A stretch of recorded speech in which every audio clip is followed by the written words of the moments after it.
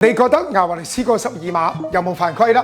今日我哋會用受害者啦，馬體會教練斯旺尼塞嘅訪問啦，以至到大部分球迷嘅輿論啦，同埋雲加講過啦，佢如果肉眼睇唔到啦，係唔應該用科技啦去幫手判決，咁樣係唔公平同埋傷害足球噶。3點，第一點先啦，斯旺尼話：你哋見到個波有喐咩？佢直情激動到啊！原來完場啦，不斷向側邊萬達大都會嘅球迷講嘅就係：你哋有冇人見到個波喐？有你就舉手，係嬲到咁噶啦！又冇講喎，喺英國啦，佢哋幾個鐘頭之後啦，係用翻佢哋嘅科技啦，撐大個畫面，逐幀睇3幀嘅啫。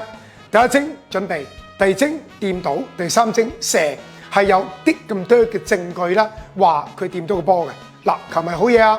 立即講我有冇芯片啦，有芯片咪搞掂咯。好似日本喺世界盃個波出咗界㗎啦，原來個波皮仲揩住，點解咁有把握啊？有芯片。但係我哋咧明查暗訪啦，據我哋所知啦，歐冠呢個波咧有冇芯片我哋唔知，就應該係冇用到芯片技術啦去睇究竟艾華利斯啦有冇掂到個波。老實講啦，嗰一刻 VAR 決定得好快，佢哋望一望啦，可能就係撐大個畫面，覺得佢應該2次足球啦，所以個波入咗都無效。錯嘅輿論啦，我哋先中立啲啊，唔好去幫皇馬或者幫馬體會啦，好多都係咁講嘅。喂，事實上啦，佢冇攞到着數喎，佢意外跣親，唔明顯掂到個波，佢根本就唔係攞着數啦而犯規。呢樣嘢咧，佢真係有啲唔抵嘅。好啦，最後雲加嗰度啦，雲加咧一路都幫國際足協啦同埋亞洲足協啦做緊一啲啦大範圍關於足球嘅研究。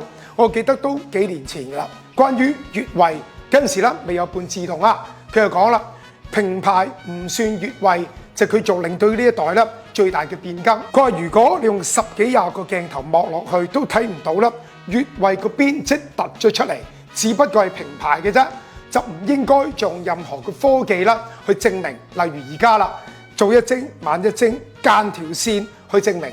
當然啦，你話而家用到啦半自動，英超未來嗰個啦叫做 The Dragon 龍系統，但係坦白講喎，連門前嘅鷹眼英超都靚過嘢啦，點樣證明科技一樣係冇錯啦？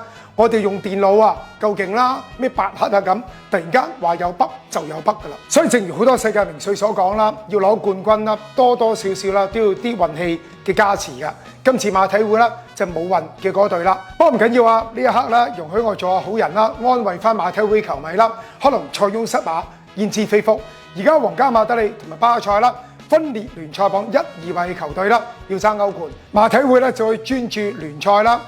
下個禮拜1嘅凌晨啦，立即有馬體會挑戰巴塞啦，贏咗波上榜首，話唔定去到季尾攞翻西甲，作為一份好大嘅安慰獎咧。